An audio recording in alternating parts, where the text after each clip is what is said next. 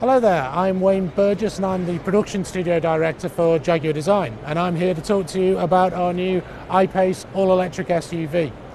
Now I have to say, it's been an incredibly liberating experience for the design team to work on our first fully electric vehicle. The opportunities that electric vehicle architecture allows us as a design team are considerable. When you remove the engine and gearbox, the conventional IC engine from the car, it gives you the opportunity to bring the windscreen forwards and extend the cabin relative to the footprint of the car. So very quickly in the program, we decided that we wanted to give the car a real cab-forward architecture, and we took inspiration from our CX-75 mid-engine supercar concept from a few years ago as the real aesthetic inspiration for this vehicle. So the profile of the car is very different to what you might expect from Jaguar's first electric SUV. It's almost a monovolume in that sort of single flowing profile of the roof and the screen into the bonnet. Now, if we start at the front of the vehicle, Jaguar is a challenger brand. We are growing our volumes and segments around the world, but it's really important that people recognize the car as a Jaguar. So we have the familiar Jaguar grille shape with the Jaguar growler cat emblem in the middle of the grille there, but we use the grille in very different ways. So you'll notice that the top of the grille rolls in to an air duct, and the air is accelerated through the bonnet and extracted out through this duct here, and then it's accelerated over the windscreen wipers and attached to the windscreen. This is a low drag device. It's there to reduce drag, it's there to give us a new purpose for the grille on an electric vehicle, and it's functional. Also, you notice that the grille appears to be closed. You have these lovely Art Deco diamonds like the Jaguar Heritage Lotions protruding through the grille, but they're actually also opened up underneath. They allow cooling air in for the battery packs. That's important. You'd think electric vehicles don't need a grille, but the truth is we still have to cool the battery packs just as we have to cool an IC engine. So there's two unique functions for the grille now on this vehicle. One is ducting the air over the screen, the other is drawing in cooling air for the battery packs. You'll also notice these gloss black shark gills on the front bumper. These are air curtains. What they do is they duct air around and onto the face of the front wheel. Again, that's reducing the drag of the vehicle. And within the lamps themselves, we have the double J daylight running lamp signature there. This is a cheeky little nod to Jaguar's heritage. If you think back to the Series 1XJ, in those days, quad lamps were very much a signature of premium British cars, and we've reinterpreted that theme in the quad J-blade graphic in this car. So for those of you that are aficionados, you'll recognise that as a little nod to Jaguar's heritage. Moving around to the side of the vehicle, you'll notice that I-Pace is deliberately very sheer-sided. Again, that's about aerodynamic efficiency. What you want to do to make a car as low drag as possible is keep the air attached all the way through the body, through the wheels, right out of the back of the vehicle. And you'll notice that the rear of I-Pace has this very crisp feature line that runs through the rear lamp and through the rear fender, giving us a clean separation point at the rear of the car. That minimises drag, minimises turbulent air because it cleanly separates the air right at the back of the car. If we look at the roof profile of the car, again you'll see this is a floating spoiler, and you can see daylight through there because the air stays attached to the rear screen all the way to the trailing edge of the car. Again, it's a real low drag feature. The rear screen is so optimal in its form, it actually doesn't need a windscreen wiper, it doesn't create any turbulent air, so as long as the car's moving forwards, it actually doesn't need a rear screen wiper. Our engineering team checked it 2 or 3 times before they came back and said, you know what guys, it's so aerodynamically efficient, it doesn't need a wiper on the rear of the car. As we're at the rear of the vehicle, look at the tail lamp signature. The theme of this horizontal bar intersecting the chicane line here is very much inspired by our F-Type tail lamp graphic, which in turn nods back to the heritage of our Series 1 E-Type, which had that horizontal bar intersecting the roundel. This is a more technical graphic. As I say, it's become the chicane line, but again, it provides a graphic feature that identifies us as a Jaguar on the rear of the car. Moving down to the bottom of the rear bumper, we have a very functional rear diffuser on the car. Another important benefit from an electric vehicle is we have a completely clean underfloor. The bottom of the battery pack is literally a clean sheet of aluminium. So we manage air both under the car, over the car, and along the body sides.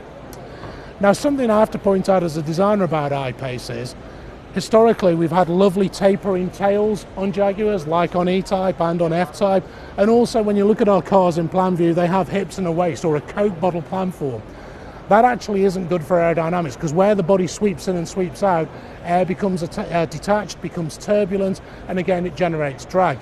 So because I-Pace is so sheer-sided, what we've done is we've compensated by putting more movement in side view. So if you look at the side of the vehicle, we have a very voluptuous front fender that then drops down through the waistline, and then we have this long muscular rear fender on the car. So the car doesn't have as much movement in plan shape because it's more aerodynamically efficient, but it does have lots of movement in side view. And that's where that voluptuous flowing lines that you'd expect from Jaguar manifest themselves in the exterior language of the I-Pace. Final thing, of course, is we always work on having a great wheel-to-body relationship at Jaguar. In the case of I-Pace, we really need the wheels to be planar with the body sides to minimise aerodynamic drag again. And this car is fitted with 22-inch wheels, which give us a great wheel-to-body proportion. You'll notice also the door handles are deploying. When you drive away, the door handles retract and become flush with the bodywork, again reducing the drag that they would generate around it. Opening up the interior of the car, and I'll open the rear as well. One of the real benefits of an electric vehicle is the fact that you can have a much longer cabin relative to the footprint of the car. So the footprint of I-Pace on the road is about the same as a Porsche Macan. The actual cabin length, the couple distance inside it, is much closer to a long wheelbase XJ. So you get a tremendous amount of space within the footprint of the car. You can see the seat's been folded here. You actually also get a really long, clean luggage space in the car, so it's very practical. Seating for 5 and all of their luggage. When you look at the dashboard of I-Pace, you might think, well, that looks quite conventional at the moment. But the truth of the matter is the safety devices that we have to have, the passenger airbag, the passenger knee bolster that secure passengers in the event of a crash and protect them, they have to be in the same place. So the major building blocks that define the architecture of the dashboard are the same as they are in a car with or without an engine. What we have done, though, is if you look at the centre console area, where we no longer have a transmission tunnel or a gearbox coming through, we've optimised this with stowage. We have a capacitive charging mat for phones there, under there, and if we open up the cubby box and remove the cup holders, excuse me, you'll see that there is a stowage bin in there big enough to put a lady's shoulder bag, or you can fit 2 bottles of wine side by side in there. So they're good practical stowage features, as they are in the doors as well.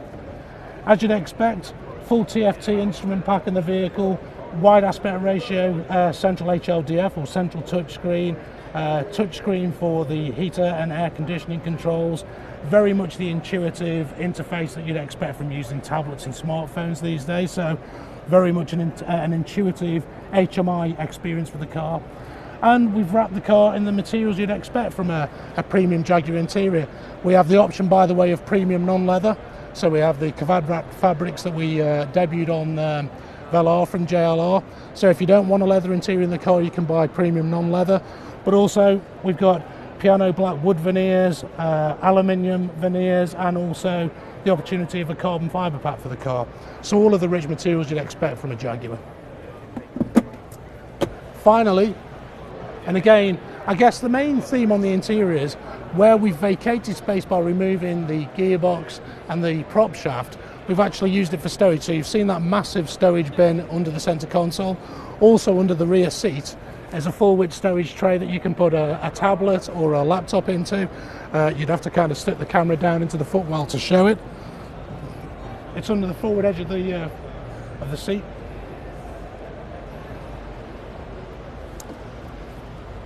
And that gives hidden stowage for, as I say, tablets and laptops, etc. So we've been quite creative with the stowage opportunities that an electric vehicle architecture allows us for the car. So, in summary, we've got a unique looking all-electric SUV for Jaguar. We've given it almost supercar-inspired exterior aesthetics that have really been driven by the aerodynamic performance of the car and have led us to a development of Jaguar's new design language and given us some really unique aesthetic details around the vehicle. The interior is a much larger cabin than you would expect on a car of this side. We've thought about intelligent stowage opportunities. We've got state-of-the-art instrument displays in there. It really is an example of having your cake and eating it. A car that looks great, goes really fast, has zero emissions. This is guilt-free motoring pleasure, I would say. So that's the Jaguar I-Pace in summary.